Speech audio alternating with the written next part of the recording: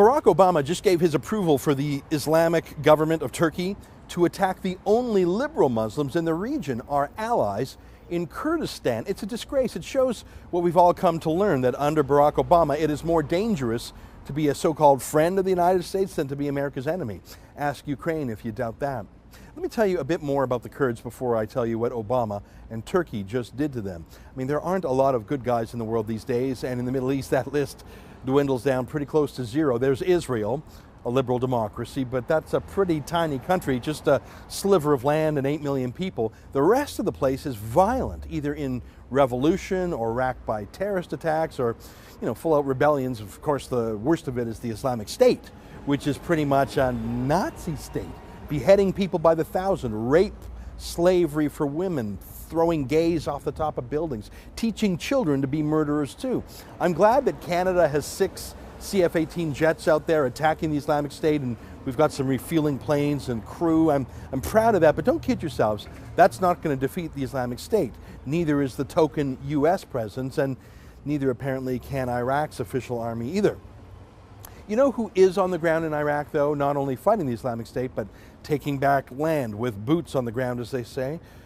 Iran is. Seriously, the Islamic Republic of Iran, Barack Obama's new best friends. With Obama's permission, their troops are operating in Iraq, gobbling that country up. Here's a picture of a senior Iranian commander, Qasem Soleimani, conferring at leisure with his troops on the ground in Iraq. He's occupying it. Do we have any friends in that whole region, any allies, anyone willing to fight other than Iran? Well, yes, the Kurds. Now, being Kurdish is an ethnicity, it's not a religion, although most Kurds are in fact Muslim.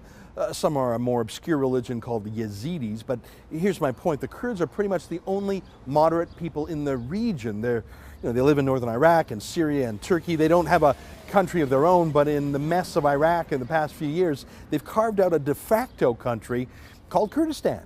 And as you can see by these pictures, it's not a pile of rubble like much of Syria, Iraq. It's actually modern. Big cities like Sulaymaniyah, 1.6 million people. That's bigger than Calgary. It's as big as Vancouver. The Kurdish city of Erbil is almost as big. Kirkuk is almost 1 million people. So these are real cities in a real mini country that's modern and peaceful and liberal in a region that has precious little of those things. The whole region hates the Kurds.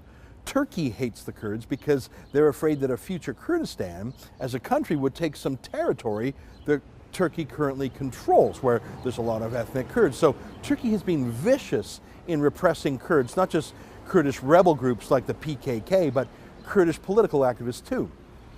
The Islamic State terrorists, they hate the Kurds too, of course, even though they're largely fellow Muslims. But look at this. Remember the Islamic State assault on the city of Kobani, right near the Turkish border?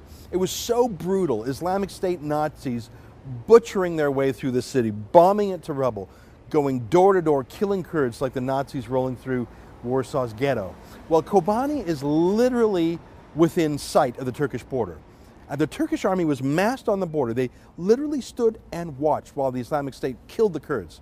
Of course they did, because Turkey actually hates Kurds more than they oppose the Islamic State terrorists. In fact, there are videos out there of Turkish soldiers socializing with Islamic State terrorists because they both hate Kurds. Well, thank God for the Kurds, I say. You've probably seen pictures of beautiful Kurdish women fighting in their militias called the YPG or the Peshmerga, killing the Islamic State terrorists, doing the job that the West won't do. And the first thing you notice is that they're women often.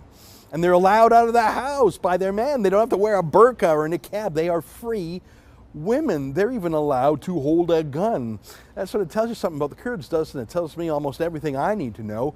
They're not fascist misogynists like the Islamic State or Iran or the Saudis.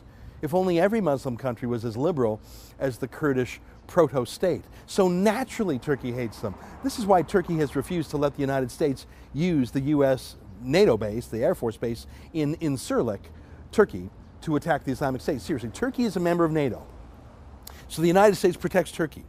And the U.S. Air Force base in Incirlik, Turkey pumps billions of dollars into the Turkish economy, in addition to obviously the protection that the U.S. military gives Turkey. But Turkey refuses to let the U.S. use their own base to attack terrorists. Can you believe it? Well, I can, because Turkey is run by Recep Erdogan, an Islamist president for life. Well, last week, Barack Obama finally persuaded Erdogan to let the U.S. use the U.S. base in Turkey.